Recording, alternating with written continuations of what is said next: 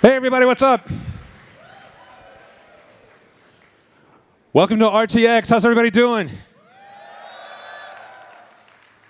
Wow, good to see everybody. If you don't know me, my name is Gray Haddock, and I am the head of RoosterTeeth Animation. Thank you.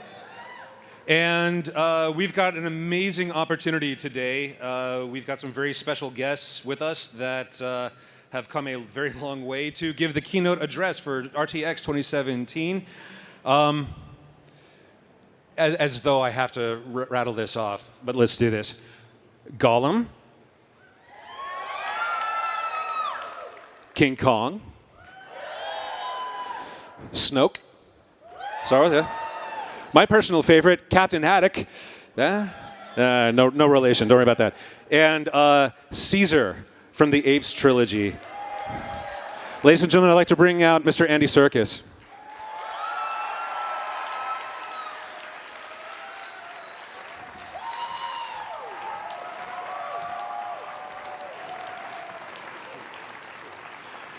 Next up, we have a four-time award winner of pretty much anything out there. 4 Academy Awards, 4 BAFTAs, VFX, senior VFX supervisor and co-founder and director of Weta out of New Zealand, Mr. Joe Letteri.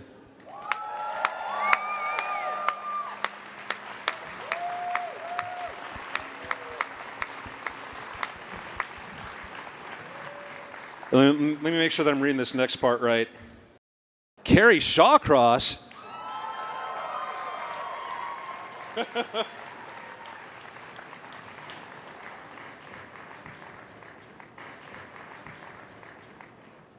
I'm not tall.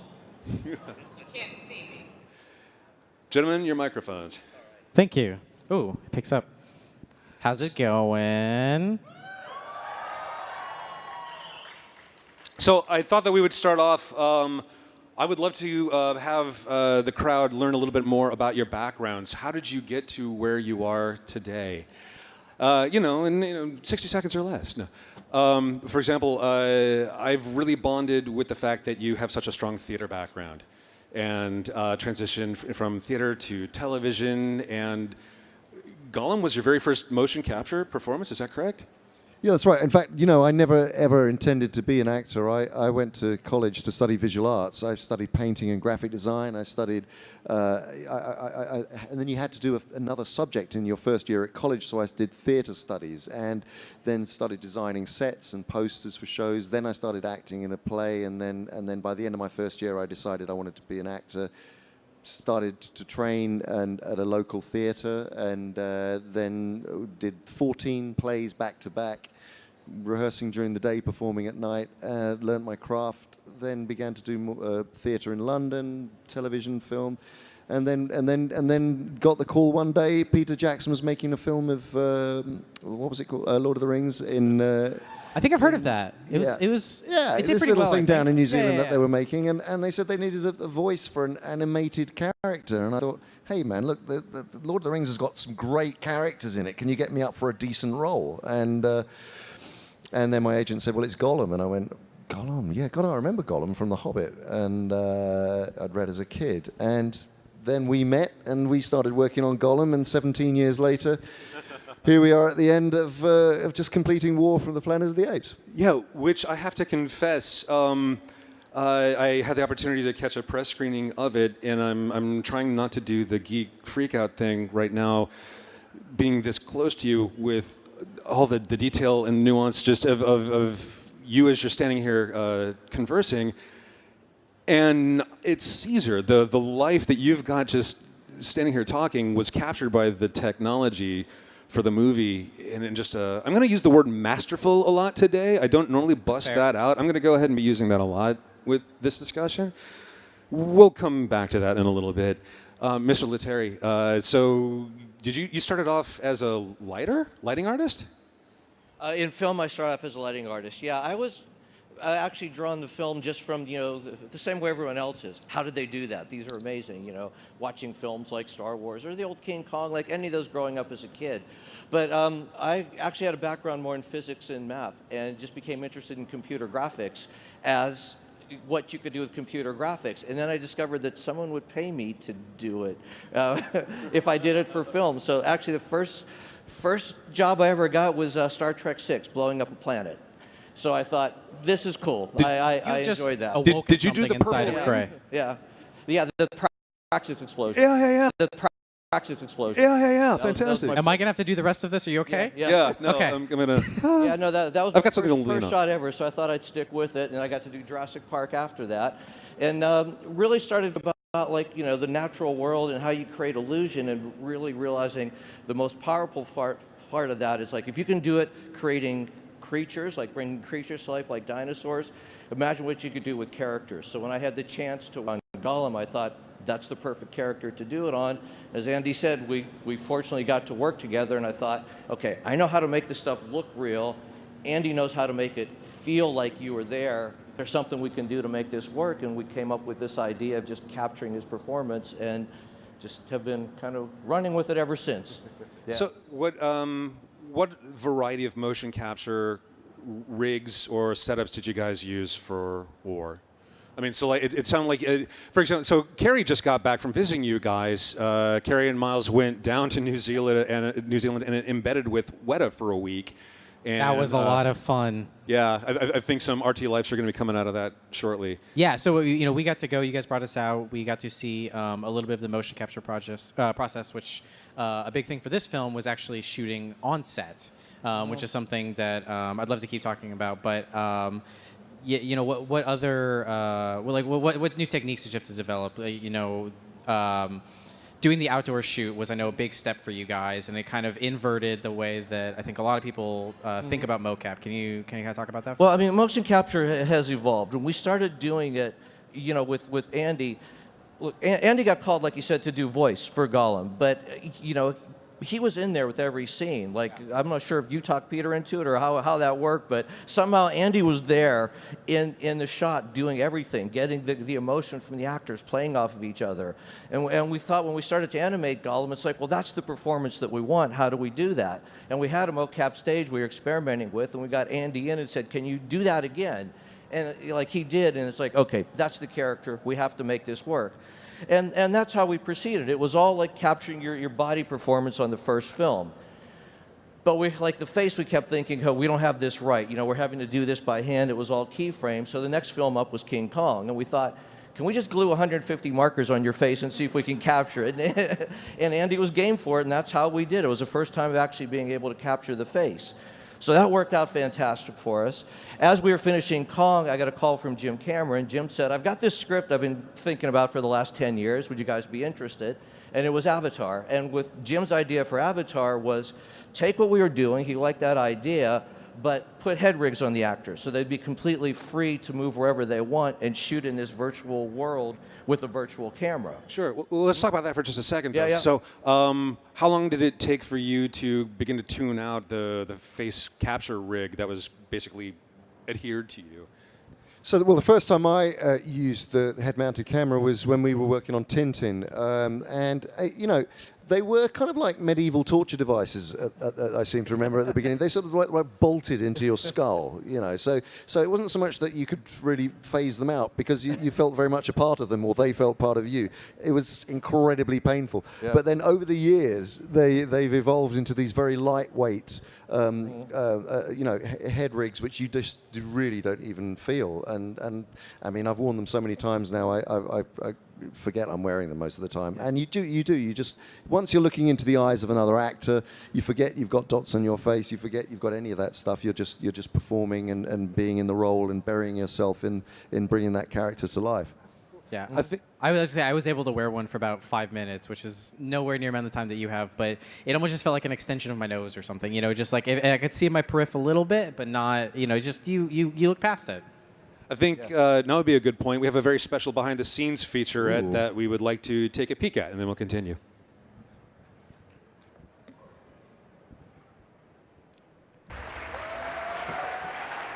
Please tell me that you guys know that there's the screening tonight. Yes. You have to check this thing out. Please see it before everybody. The buzz on this thing is going to be amazing. We got a chance to see it, and it's truly, truly amazing. Yeah. So there's the performance capture aspect of it. I think there's an amazing amount of sleight of hand that's also going on. How do you guys deal with interacting with the environment? I've got to imagine some of the most challenging shots would involve characters coming into physical contact, particularly if it's a human character, an ape character, or if they're in the environment. What were some of the challenges related to that? Or riding horses? Riding horses, yeah. Yeah, I mean, there are challenges, for instance, when you're wearing a skin-tight lycra suit and it's a night shoot, 5 o'clock in the morning, and it's -10. That's a challenge. It's also a challenge being on horses, not so much in this film, but on Dawn, actually. We had horses that did not like being ridden by people pretending to be apes. Because they were kind of freaked out by that. And there was, I don't know if you remember from Dawn, those of you who saw it, but there's a scene where Caesar rides in with all of the apes into the town square and in San Francisco and says, "Apes do not want war." And I vividly remember every single take, I literally went, "Apes!" And by the time I'd got that word out, the horse had bolted like over here. Oh, no. And in the end, it was just virtually impossible every single time. So they did not like. But actually, on this film, they were pretty cool. The horses were a lot better. And can you talk a little bit about some of the additional physical rigs you had to come up with that kind of helped you with the posture and so forth? So we. A lot of the apes are quadruped in this movie. Great apes tend to walk on 4 legs most of the time. Of course, these are apes, but they're also apes who are evolved. So they're all at different stages of evolution. But nevertheless, you get used to wearing these kind of they're kind of like crutches, I guess, which have ergonomically designed handles, and they're very lightweight, but they help you move when you're walking on all fours, and they take a little bit of practice to get right. Yeah, we had a chance to use them, and the motion coach was helping us, was telling us that sometimes you guys you would use them and then throw them off in the same take so that you could then grab onto something. That's absolutely right. That's crazy to me. I walked on this for 5 minutes, and my thighs were killing me, and my arms were killing me. I'm also not very fit, so that doesn't help. I could geek out all day long if people let me, but I just want to ask a couple of questions about, can you talk to us about your process for getting into the headspace of Caesar and what it's been like with the evolution of his story from film to film and preparation for war? So when I started working on this movie, and the reason that I'm standing here is because of Joe, because Joe sent me the script to this whilst they were heavily involved. Weta were very heavily involved, weren't you? And it was very getting close to production, and I suddenly got sent the script from Joe saying, Andy, you've got to take a look at this. And I read this script, and honestly, it was one of the most moving stories I'd read in film, regardless of the fact that it happened to be about an ape. I mean, I read this story, and it was a complete page-turner. And what I responded to about it was the sense of Caesar as an outsider. Caesar as who is brought up with humans and believes himself to be a human, really.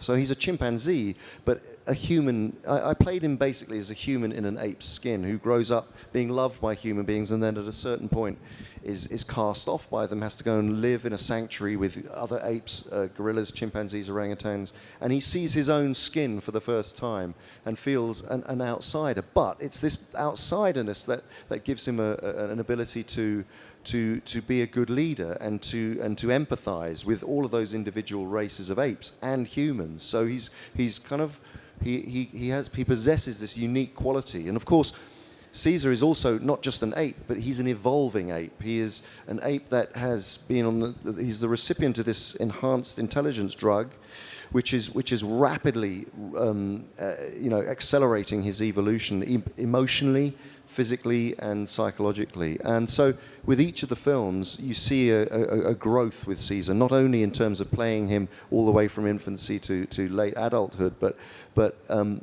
also this psychological, emotional, and physical change as he becomes emotionally and more evolved. So he becomes in the second film a father. He becomes a leader of a society, and we see him helping the other apes to form a society that is coherent, that where they listen to each other, where they are indeed apes together strong. And then in this movie, the empathetic Caesar that we know and love, without giving anything away, because you're probably going to watch it soon, he goes through another big change, which is his the failure to be empathetic towards human beings as a result of what happens, and that again casts him off into a journey of revenge, which is he comes back from finally. So. With all of these stages, they required a sort of they're all about emotion. They're all about something that the audience, Matt Reeves and Rupert Wyatt, when we were making these movies, wanted to make you, the audience, take a walk through these stories in Caesar's shoes, basically, and so I act as the guide really for the audience, and that's that was the approach. How did you guys like working with Matt Reeves on these last two movies? No, it was great working with Matt, because Matt really gets the whole story in his head before he even starts. You have a picture of where he's going with it, and it is pretty deep, like you're saying. Especially on this one, Matt really decided to just challenge the assumptions of Caesar as a leader. What does that mean, and what happens when the things you believe in start to fail you? Can you recover from that? And it was a really interesting idea for a story, and Matt is completely like his whole way of working, and I think Andy will back me up on this, is he spends time with the actors. It's a big scene, but he will work with his actors because, like, you can see, you'll see it when you see the film. Matt does a lot of this film in close-up. It's shot 65 millimeter. It's big, epic scope, but it's a lot of it is told in close-up. And like, given that time that he spent with Andy and the other actors, he gave us that same kind of space to create those close-ups for the apes. How much working with the actors takes place in pre-production, and how much rehearsal, or maybe it's still a little room for discovery, do you guys have in the moment on set? Well, before each of the movies, there was what we called Ape Camp, and it was really because we pick up with these apes at different stages of their evolution in each movie. It's really important to know how the characters, how their behavioral patterns change, how they start to learn to use language, how they start to learn how to sign, how they communicate as a group, what the hierarchy is. In this latest movie, we did long extended improvisations where we would be for maybe 3, 4, 5 hours, just being in character, learning, Caesar, who he trusts in that group, what his family think of each of the individual apes, Maurice, the relationship to Maurice. All of these things are crucial, so that when you're on set and the camera turns, you don't have to give a second thought to what your role, what your function as a character is in the story. You're absolutely in it. So those were crucial times. Yeah.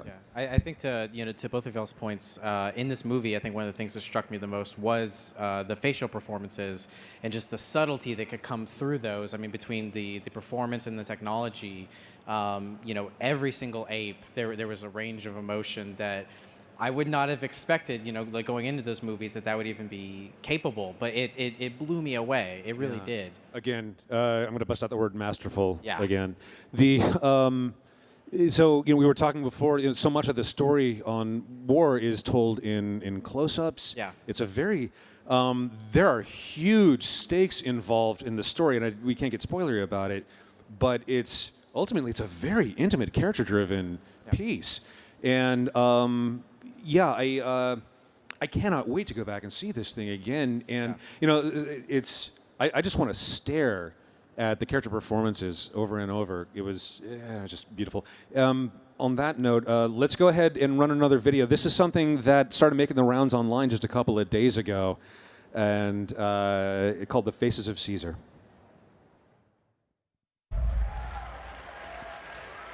So I think it's decently safe to say that the uncanny valley is no longer a thing. Yeah. It's funny. I was anytime we see behind the scenes from War specifically, I keep expecting to see you clean shaven because I seem like that would pick up the dots better. But it does actually kind of match where Caesar's at right now. He's got a little bit more scruff. It's good reference probably. But when that video hit online a couple of days ago, I pulled it up and I kept scrubbing back and forth to try and find the different seams in the transition, and it's flawless. And again, it's every nuance of the live action performance is perfectly coming across in the animation these days. It's astounding. I mean, that is years and years of Weta and Joe and the whole team having a deep understanding of my face particularly, but of how to translate that performance. And it's when people say how's the technology changed, it's not just technology; it's how the artistry has evolved as much as anything, and the understanding and the ability to be that detailed. Yeah, that's right. I mean, we use computers as much as we can to help the process, but really, in the final end, we're all just looking at it and adjusting every little bit by hand to make sure we've got it. There's no machine that can tell you, yep, I feel the same thing when I watch Caesar's, when I watch Andy, and that's the ultimate test. And I can only imagine what the partnership between the two of you over the years must have been like with getting feedback on the latest rigs and how things are working out, and getting better data year after year. I think it's pretty. It's got to be a pretty special relationship that you guys have got at this point. Pretty and unique one in the industry. You guys are trailblazing. Yeah. Mostly it's, Andy, can we scan you 100 times again? Well, they're showing us some. You guys are showing us some models between like the first and the second, or the second and the third, where they're starting to adjust to exactly how your brow furrows, and just trying to the more they can push that stuff. So instead of the animators having to fight, they can continue to capture that performance that you're giving them. I think that's really interesting that they're continuing to adapt these models to reflect the performance that you're giving. I think it's really interesting. How about on the rigging side? How did your rigging artists have to study Andy and his physicality to make sure things were mapping well? Because the limb proportions are different. There's obviously some differences between human and ape. What sort of challenges does your team have on the movement design front? Well, yeah, again, that's part of the translation, because you do have differences in proportion. As much as you do the performance with the extensions and everything. The hip position is different, the leg position is different, and for example, one of the examples you gave before about when you're using the arm extensions. If you've got an arm extension and you're touching the ground, that means your hand is down here. But if you've got to throw it away then to pick something up, your hand is now in a different place. So in that transition, you have to get rid of the gesture and translate smoothly to the new action, even though the shoulder is now in a different position. So these are things that the animators and the riggers do by looking at both sides of the performance, understanding, okay, what was actually Andy trying to do here, and then just working through that transition, and then just picking back up again into where the drama is. So we're always working through those beats. Yeah. So, Carrie, you're working on a little thing called Ruby. Mm-hmm. We're going into volume 5. We've started shooting it. We've got a ton more in front of us. There's a lot more. More than not. But what did you take away from your experience being embedded at Weta and getting to see how they work that might alter how you want to direct motion capture performance at RT? The thing that I took back was that I'd like us to get new cameras, please. Noted. Yeah, no, it's I think one of the biggest differences is that we tend to use mocap as more of a start. We do an anime-inspired show, so we tend to actually simplify the animation a lot, but it's still very important for us to capture, all of the key poses and really get that, that interaction between people.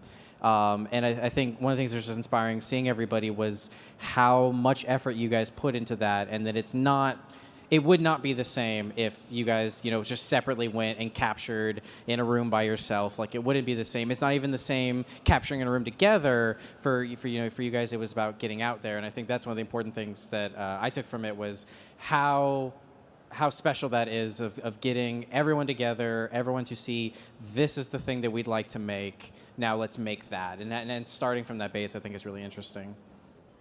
And yeah, we'll go ahead and start pricing out those cameras any day now. Yeah. Or if you guys have spares, you just throw them away. We'll just take them instead. So congratulations on surviving the production of all 3 movies. all said and done, looking back, what were your favorite shots, moments to work on? Not necessarily the most spectacular, but something that, when that particular moment goes by on screen that brings back some memory that makes you smile. I mean, in Rise, there's a particular moment which was a really big character shift, and I'll always remember it. And it happened again. The great thing about, and this was with working with Rupert Wyatt. There's a moment where Caesar has been taken out into Muir Woods for a walk, and then they take him back to the car, and he's got a leash around his neck, and they open the trunk, and gesture for Caesar to get in, and it's a moment where Caesar stops and thinks, hey, no, I'm not a pet. I'm not a pet. I want to be treated.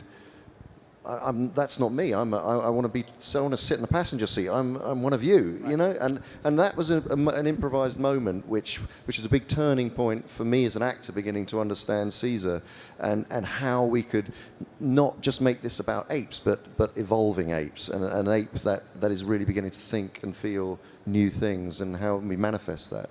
That moment is honestly what hooked me in the first film. It's just seeing, he was the other owner was fighting with the dog and pulling on the leash, and Caesar's just like, wait a minute, I'm not a fan of what's going on here. How about on the effects side? Well, I think if you go back to Rise again, there was a moment that was shot from the first trailer that I think was the thing that we all looked at to see was this going to work or not, and it was Andy as Caesar sitting in the cell in the cage, and just watching, tracking the guys go by and thinking about what he was going to do next, like finding himself in this situation, having to figure out how he's going to deal with it, and actually think about the future. You see the transition from ape to this now intelligence that's got to look at the larger scope of things. To me, in that moment is when you see him become a leader. He doesn't know it yet, but that's where it's going. Cool. That was incredibly impressive throughout the three films. Was obviously, as they've gone on, there's been more dialogue introduced, but between the performance and the way it was shot, you always knew what Caesar was thinking. He didn't have to say it because he couldn't at the time. You knew exactly what emotion he was going through, what he'd just been thinking about, and you could start to tell what he was about to think about. And I thought, again, between the capture and the technology, that. Without this team, I don't think that would have been possible. No, and that was great because, especially coming after Gollum, because with Gollum, you always knew what he was thinking. And he doesn't shut up. He tells you what he's thinking. He's talking about it all the time. So to switch gears a little bit the opposite was really some nice moments. Yeah. So it's got to be exciting. The third movie finally coming out. Everyone gets to share it, and. In terms of what's next, you've got an indie movie called Breathe, you've got a movie called Breathe that's just now starting to hit the indie circuit. Congratulations. They're calling it your directorial debut, but you also worked on some stuff in the past. But Yeah. No, I was very lucky working with Peter Jackson. He knew that I wanted to head into more directing, and I'd directed short films and video game projects. I'd directed performance capture for video games, and it was while we were leading up to coming back to do The Hobbit that Pete phoned me up and said, "Andy, do you want to come and direct the second unit on The Hobbit?" Which was an amazing opportunity. We shot for 200 days. So it was like a huge kind of education, working at the highest level with top, world-class, filmmakers, and so that was trial by fire in many respects. But I've just then I started working on Jungle Book, which is coming out next year for Warner Brothers, which is. A darker version, a PG-13 version of sort of closer in tone to Rudyard Kipling's book. Again, using performance capture and a wonderful central performance by a young actor called Rowan Chand, who's terrific. And then this indie movie, which is coming out this October, called Breathe, which is a beautiful love story, a triumph of the human spirit over adversity story, based on a very close, my business partner, in fact, his parents' life.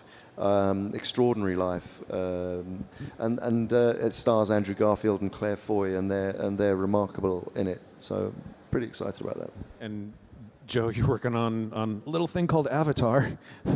Yeah, we're finally kicking into gear on that, but also have been here spending a lot of time in Austin working with Robert Rodriguez on Alita Battle Angel, which will be out next year.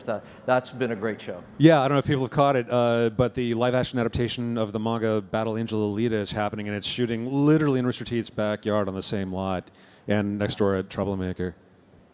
But that's just been incredible. But I think we've been yammering for long enough. We should give you guys a chance to ask some questions. Let's do a little Q&A.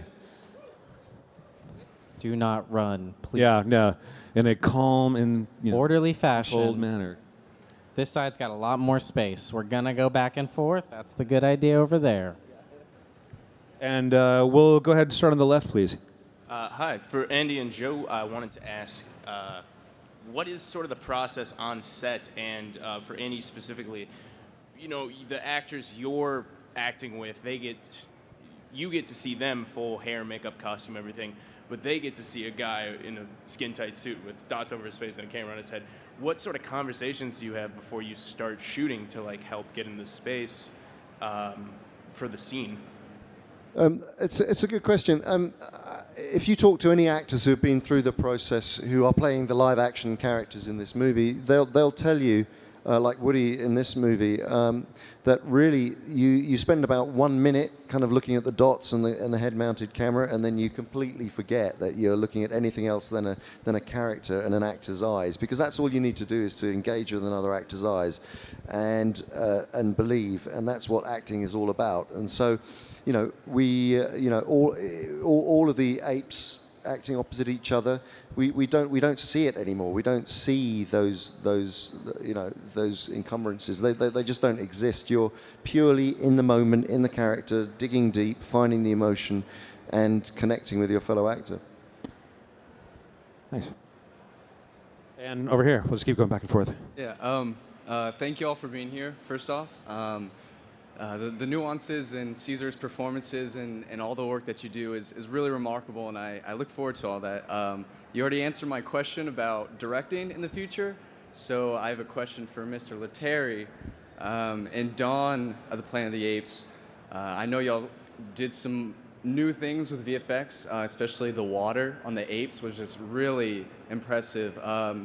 Were there any new technologies that you had to create for this film specifically to bring this new world and the story to life? Yeah, Matt thought the water wasn't hard enough, so he pushed us out into the snow. Not only that, he had the characters wrestling around in the snow. I mean, look, fur is hard. You've got millions and millions of these little fibers that all have to react correctly and react to the skin and react to the light. So with the water, you'd have the droplets hitting and gathering and clumping and running off, and we thought, okay, that was great, but snow does a whole different thing. Like, snow builds these clumps of bridges on top of hair that make them behave completely like non-naturally. And so we had to simulate that as well. Clumping, falling off, what's it doing to the hair, what's it doing to the light. Became a whole nother level of simulation on top of it.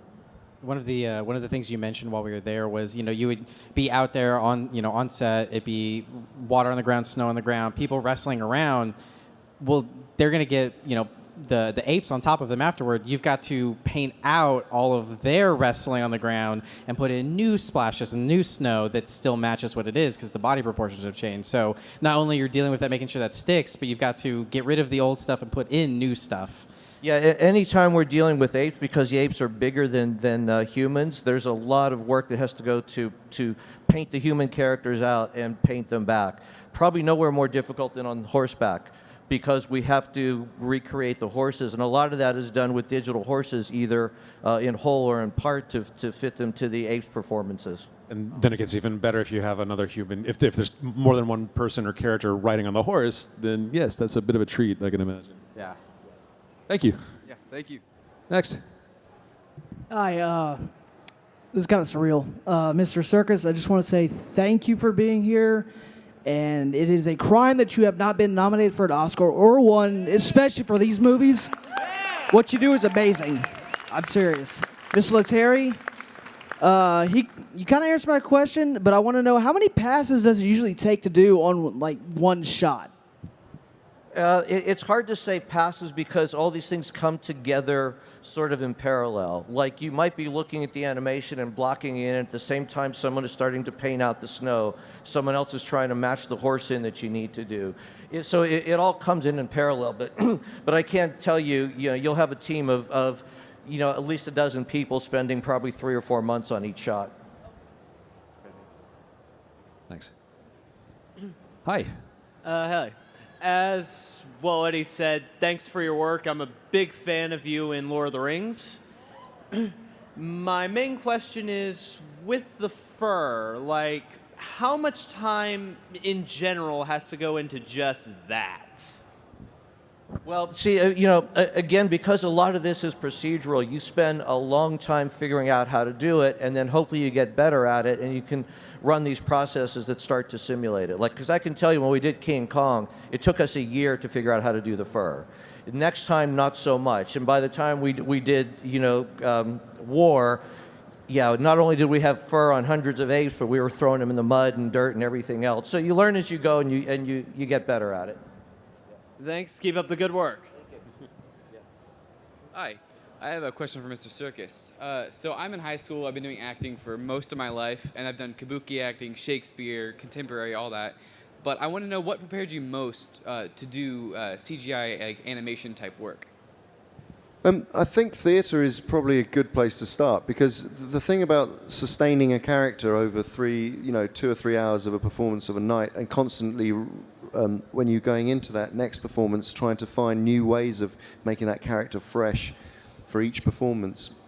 You don't just go in and copy what you did. It's a whole different thing playing live, and building characters in that way, it gives you a boldness, I think. Because one of the things about performance capture, there is no difference in terms of playing a role wearing a motion capture suit or a costume, but except for the fact that you have to,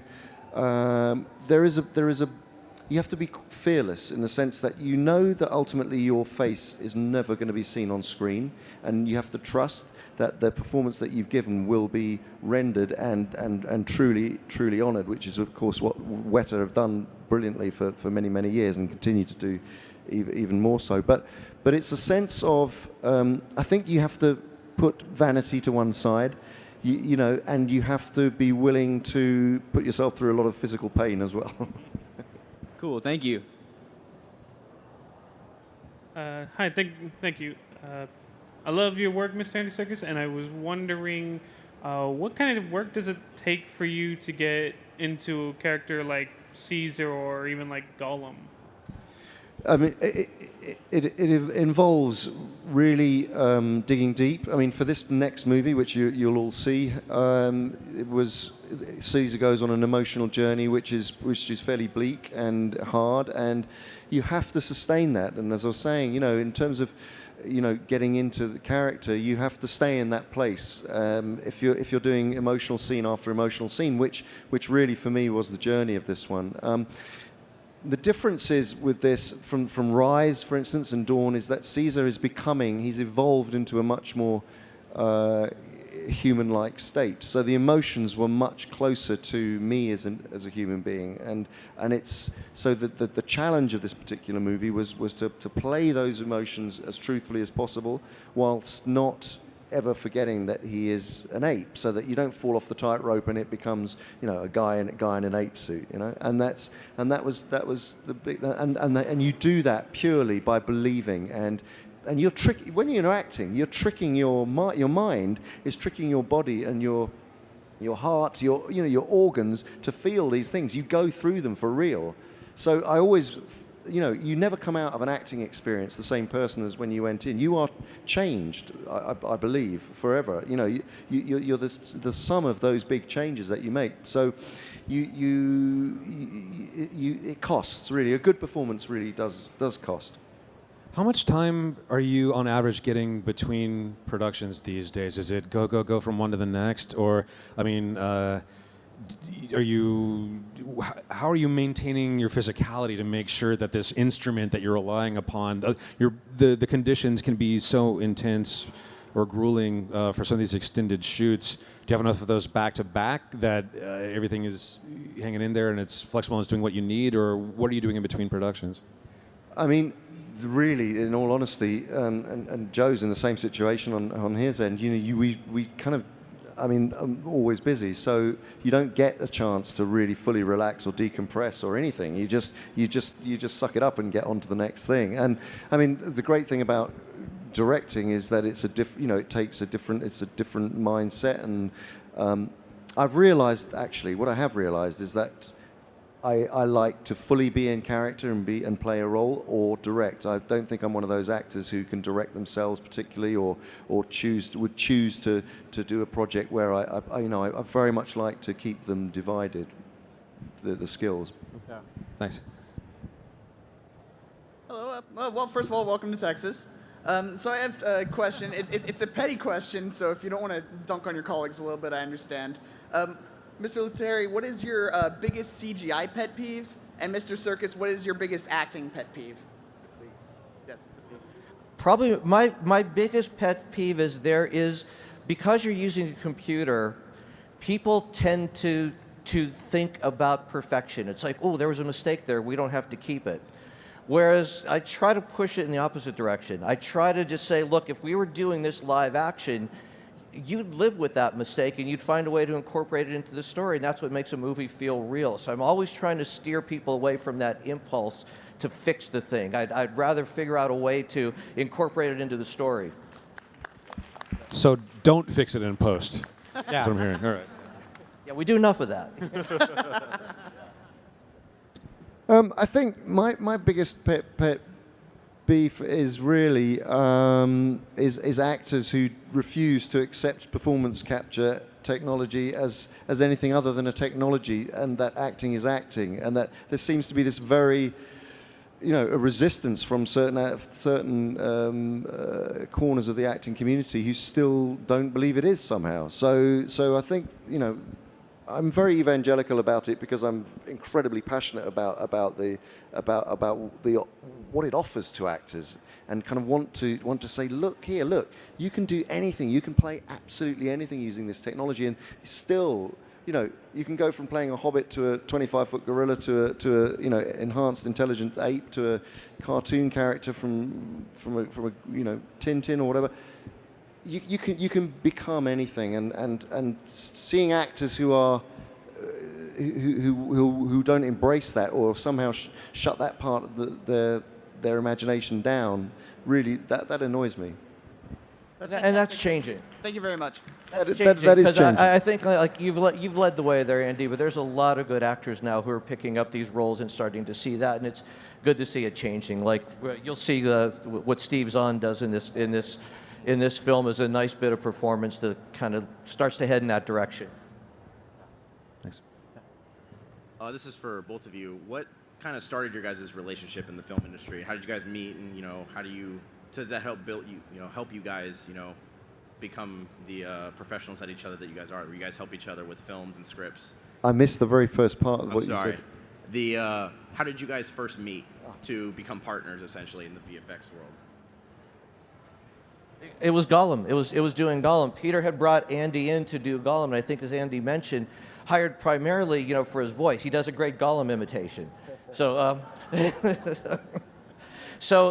it was the fact then that he was acting in the scenes, not just standing off to the side doing it. So when Peter started giving us the shots and saying, okay, now turn that into Gollum, it's like, well, what other way would you think of interpreting that performance other than what Andy did? So we asked Andy to come back to see if he could re-perform it for us on a mocap stage, so we could try to capture it and try to use that as the basis. And we just have been working together along that way ever since.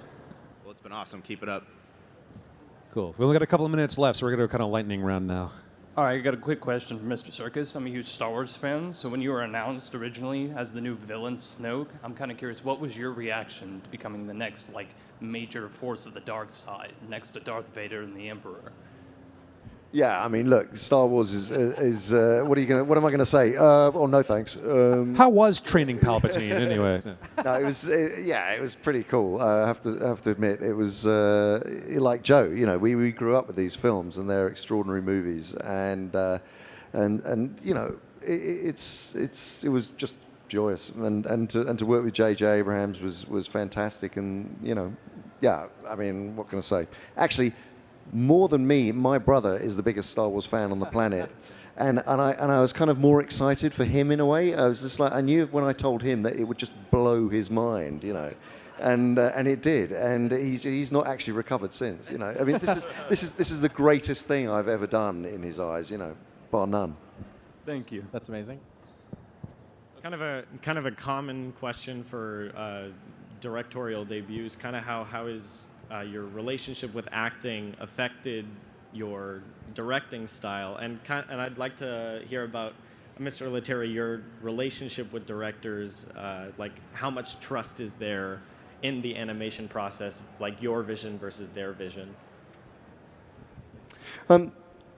You know, what I've learned over the years from working with great people, you know, like Peter Jackson and Matt, you know, is actually it's not about a shot. It's to start off with. It's about what the performance is doing, and the emotion of that performance feeds what the shot becomes, and that is, you know, you can approach filmmaking in different ways. You can go in and you can have it all fixed, you can have it storyboarded, you can have it all planned out, and you can not move from that, or you can go in, have an idea of what you want to shoot, be disciplined about that, but then as soon as you see what's going on, you kind of go, why did I think that? Why would I put the camera there? Why was I thinking that? This is absolutely where it should be, because this is serving the story better. So the emotion of the performances have to always drive what the camera's doing. And that is certainly, as we were saying earlier with Matt, you know, what he took time every day on set to do with this, even in extraordinarily difficult circumstances, you know, halfway up mountains where it's snowing, or kind of, you know, in gullies where the water level had risen and chunks of trees were literally floating, 60-foot chunks of trees were floating downstream and threatening to wreck the day, and yet he's still focusing on performance. You know, that was one of those are the lessons that you learn, I think. Yeah, and with, you know, anytime you create a CG character, it's always a process of discovery. No one is ever 100% sure starting off if it's going to be the right thing. You know, I mentioned that shot of Caesar from Rise that to me was kind of a keystone moment. And it was one of those when I felt like everyone saw it. You know, Rupert Wyatt was directing at the time, saw it, the studio saw it. Everyone knew that was the character, and that was locked in. And then we changed him. You'll see he's different in the film than he was in the trailer, because of what we learned just from the nuances in the trailer. We made a couple of slight adjustments, and that was our character, and then you go. And that happens on every film. Everyone, including the directors, trying to make sure you've absolutely got it right before you move ahead. Now, the advantage for us is, having done 3 films, we really got to know these characters. So it was nice to be able to bring in a new character like Bad Ape and to just have that come out of the blue and really explore it. Thank you. Over here. It's an honor to meet you, or not meet you, but get to hear you guys. Say meet. We can say meet. Well, hi, I'm Cameron. I'm a film student and I'm an actor, and I really appreciate the guys' work. I like almost shed a tear seeing like the beautifulness of you transitioning into Caesar, and I've been a huge fan of these movies. But my question for you, Mr. Serkis, is, in acting, have you ever had problems making eye-to-eye contact? Because that's a problem that I usually have, and I'm not sure if it's just going through repetition or if you have any like warm-ups to kind of just, you know, not break when you make eye contact. To make eye contact with a fellow actor, looking into their eyes and playing a scene. It comes from knowledge of self, knowledge of yourself in that character, and having emotional ballast. being really grounded in terms of who you are. So knowing your backstory of your character, knowing everything about that being. So you're not just acting. You're not thinking about your next lines. You're not thinking about. You don't become self-conscious in any way. You're totally grounded in the character, if that makes sense. You know the emotional makeup of the character, the psychology. You've gone through all of that process to build a role, and then you can stare all day long into someone's eyes. Thank you very much. Next. Hi, welcome to Texas, and just like the last guy, if Suicide Squad can win an Oscar, then you, Andy, deserve an Oscar. I'm sorry. Thank you. Yes. My question is for the both of you. At the end of the day, these characters are still apes, for example, so there's some things that an ape can do that a human possibly can't do, or a human can do and an ape can't do. So I'm kind of curious how you can capture the locomotion of what an apes can do, but still convey a very human character in something like Caesar. Like, we saw the facial animations, and I was also curious about the motion, the full body capture as well. Yeah, I'd say it's really about honoring the performance. You know, anything that is mechanically different, you always look to what is the intent of the performance. And so when you make the changes, when you make the adjustments, like I said, if you have to adjust the hip position, that's now going to change the shoulders, which is going to change the head. But you need the eye line to be the same, and if you change the head too much, the attitude is wrong. So then you work backwards and readjust it. Like, you're constantly trying to find the balance. And then it's really a holistic approach. Like, you go through all the details and you sit back and you play it side by side, and it really becomes, it's a gut feel. Am I getting this moment? As you play the scene across, does it all make sense? And if it does, great, you move on. And if it doesn't, you go back and take it apart again and try to figure out why. But like the performance is this, it's this ephemeral thing. You're doing something with this technology that you could never do before. You're separating, performance from the photographic realization of that performance. So it leaves quite a lot to make sure that you're actually honoring everything that originated in that performance. Cool. We're going to have to wrap it up in just one more sec. We'll do one more question per side, and then we'll have to say goodbye. Mm-hmm. Thank you. Test. Hi, Andy. Well, hello. And how are you today? Very good. Great. Sorry, that's not my question. There's something I wanted to tell you for quite some time, a few years or so. I really like your hair. I like my hair. Great. In all seriousness, no. One thing I wanted to say to you is that actors like yourself, along with Ian McDermott, the two of you were one of my main inspirations to portray any evil and deceptive characters for any of my theater work, dating back from many theater schools I've attended from the years and achieving diplomas from those schools. And I've been continuing to be portraying these physical characters every summer at theater festivals within my country. And yeah, I can't thank you enough for that inspiration for what you've been done this past few years. And thank you so much, and keep up the great work. And I can't wait to see how much more I can do going forward. Thank you. You're the best. Thank you so much. That's really kind. Thank you. The hair's even better than Best the of luck. It's great. That effect goes up by orders of magnitude the closer you get. Last question. Sweet. This is my first Q&A. So, Joe and Andy, thank you very much for your hard dedication for pushing motion capture and CGI and all that awesome stuff. And you're very right. Like, you could become anything you want, and I can't wait to see what else you do, because both of you are badass in your area of expertise. And a question, what's your favorite quote from War of the Planet of the Apes, and can you do the Caesar voice? Please.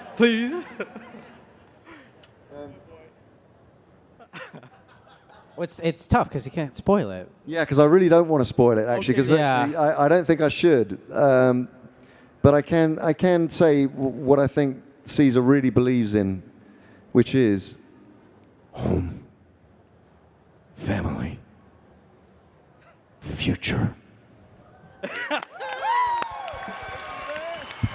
Guys, thank you so much for being here with us today at RTX. Guys, thanks so much for hanging out. The screening's at the Paramount tonight at 7 o'clock. Look forward to seeing you all there. Have a great weekend. Take care. Thank you all so much.